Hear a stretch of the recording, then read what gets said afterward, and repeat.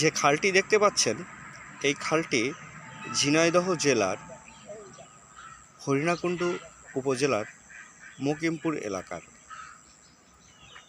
খাল খননের সময় খালের ধারে পর্যাপ্ত ঢাল না থাকার কারণে বর্ষায় খালের ধারের রাস্তায় ভাঙনের সৃষ্টি হয়েছে, যে ভাঙনের কারণে ঝুঁকিপূর্ণ হয়ে পড়েছে রাস্তাটি। কোথাও কোথাও রাস্তার প্রায় অর্ধেকেরও বেশি খালের মধ্যে ভেঙে পড়েছে।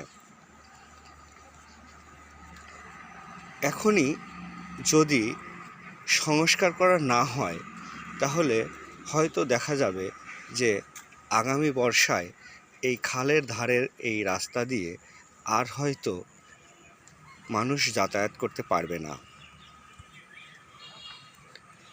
কোথাও কোথাও অনেক বেশি ভাঙন সৃষ্টি হয়েছে এই খালের ধারে। ভাঙন রোধে খালের পূর্ব পাড়ে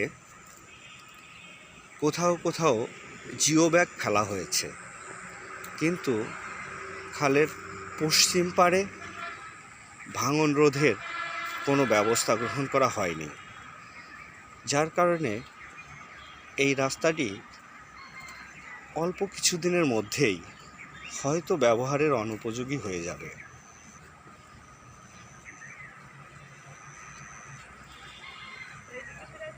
এখন আমরা সবচেয়ে বেশি যে অংশ ভেঙেছে সেটা দেখাচ্ছি। এখানে রাস্তার প্রায় ৮০% ভেঙে খালের মধ্যে চলে গেছে। একসময় এই রাস্তা দিয়েও ভ্যান, রিক্সা, সাইকেল, মোটরসাইকেল এর মতন যানবাহন, এছাড়াও কৃষি পণ্য বাজারে সরবরাহের জন্যে এই রাস্তা দিয়ে নিয়ে যাওয়া হতো। কিন্তু রাস্তার এই ভাঙনের কারণে এখন আর কৃষিপণ্য বোঝাই কোনো পরিবহন এই রাস্তা দিয়ে নেওয়া সম্ভব হয় না। রাস্তার অধিকাংশ অংশ এখন খালে বিলীন হয়ে গেছে। আমরা আরেকটু দেখাচ্ছি যে খালের পূর্ব পাড়ের এই ঘরটি দিকে লক্ষ্য করুন। ঘরটি একদম ভাঙনের কিনারায় অবস্থান করছে, ঝুঁকিপূর্ণ অবস্থা।